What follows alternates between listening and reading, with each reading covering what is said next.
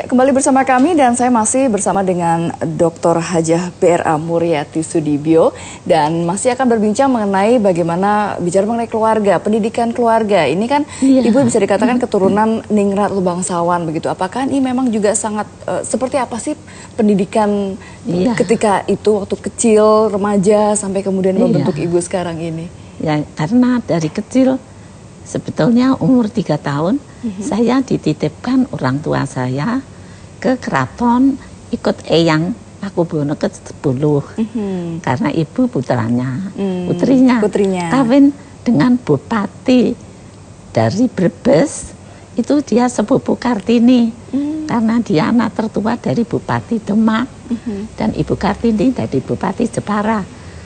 Jadi saya di Brebes itu banyak gempa bumi, sampai kadang-kadang juga ada gempa dan ada itu barang-barang yang menjatuhin atau itu gamelan itu sampai rusak ada. Jadi ayah saya sama ibu saya anak nomor 3, tiga-tiganya dikirim ke keraton. Ya, di situ tentu ada setiap kelompok keluarga tentu, apalagi di keraton ada tradisi yang harus kita ikuti, dan tradisi itu sejak kecil harus saya harus saya lakukan dengan sekolah bahasa Jawa, bisa nulis Jawa. Sampai sekarang masih bisa, Bu? Masih dilatih? Masih bisa. Kadang-kadang dulu saya kalau tanda tangan tulisan Jawa. Kalau sekarang setelah berkeluarga Sudibyo jadi tidak lagi, tapi masih ingat baik karena masih di dalam keraton, sekolah rakyat, sekolah taman kanak-kanak, semua harus bahasa Jawa. Ada hal yang tidak bisa dilupakan dari masa kecil Ibu ini? Ya harus bisa.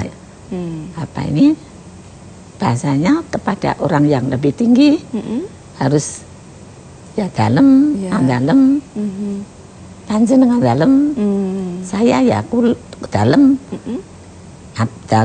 kepada orang kulo serta pada aku, jadi bisa ada perbedaan, stratanya begitu ya. Kalau makan ya saya nedo, panjenengan dalam dahar.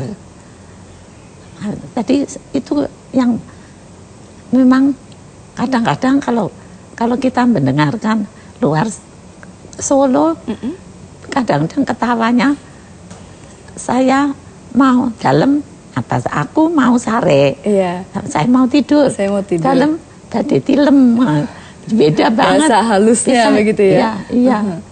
Nah dalam sare, nah saya itu susah. Jawa itu susah kayaknya.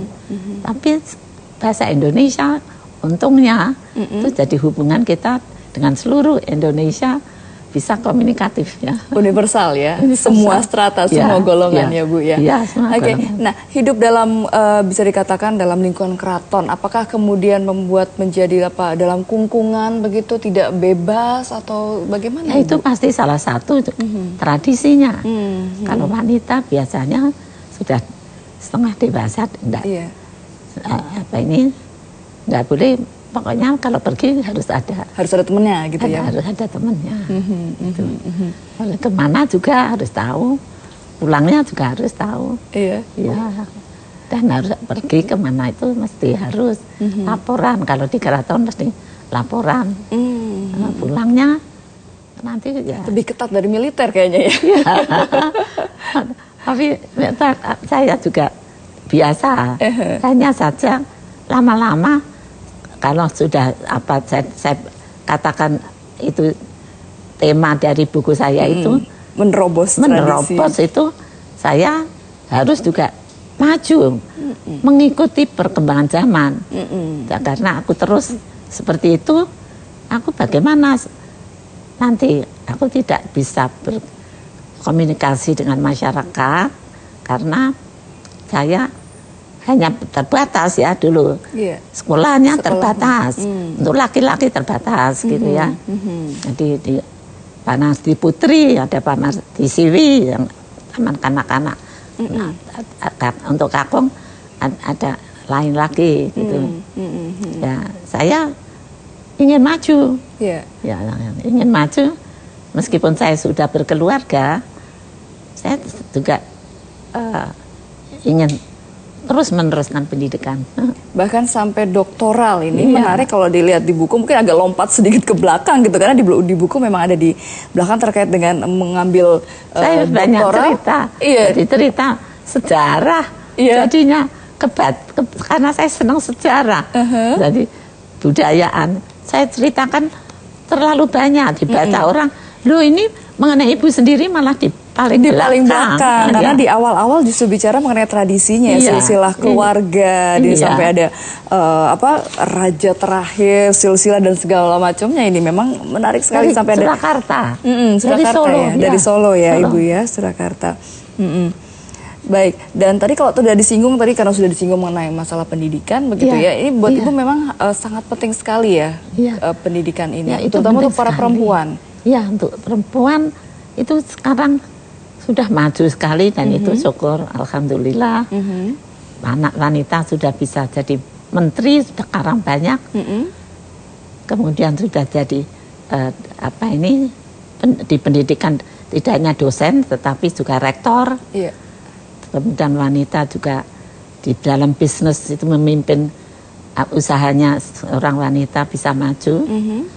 Kemudian pokoknya membanggakan, sekarang beda sekali dengan dulu.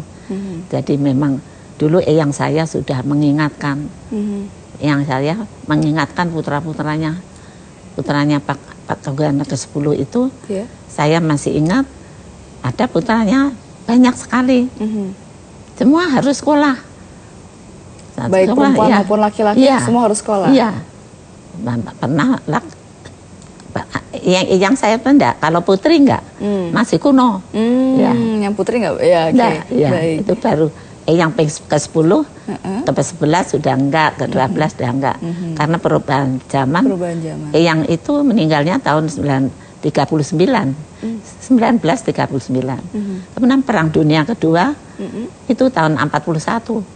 Jepang masuk, baru kemerdekaan tahun 45.